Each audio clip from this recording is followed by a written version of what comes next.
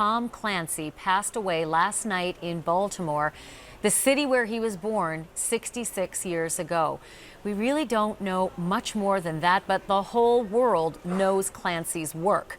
He was the master of the blockbuster novel, starting with The Hunt for Red October back in 1984. If you didn't read his books, and really it is your loss if you didn't, you have more than likely seen or heard of the movies that were based on his books. And Nichelle Turner joins me now live with more on this. Am I the only one who was so surprised when this news just crossed moments ago? No, I think a lot of people are surprised. A lot of people still in shock. We started getting word of this last night, Ashley, and worked through the night to confirm it. And now we have confirmed that he passed away yesterday at 66 years of age. You were talking about his work, though, and talking about that he's an iconic figure in the literary world. And it crossed over to Hollywood as well. He wrote 28 novels, 17 of them were New York Times bestsellers. That is almost unheard of. You talked about his first book, The Hunt for Red October, that was published in 1984. President Reagan really legitimized his work, and that's what made that book become a bestseller, because he complimented the work. And he went on to write in films like Clear and Present Danger, The Hunt for Red October,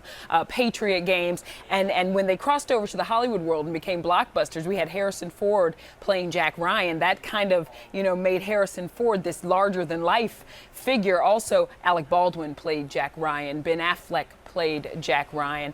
In 2003, he wrote a book called The Teeth of the Tiger, and that was when he introduced Jack Ryan Jr. as the next big intelligence agent in Washington. And he has a book that is going to come out December 3rd, so he does have an unpublished novel that is going to come out called Command Authority. So we will see more of his work in just a couple months. It is shocking.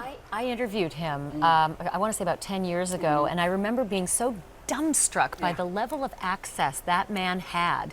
He had classified information. He had top-level military that would gladly open their doors to him, and that might be why he was so intriguing. He just seemed to have his finger on the pulse of how things really happened. And think about this. He was a former insurance agent, and he started writing these books that were so meticulous and such great political thrillers. And he did an interview, I think it was with AskMen.com, and he said, the really spooky thing is, a lot of the stuff that I wrote about and thought I was making up has now come true.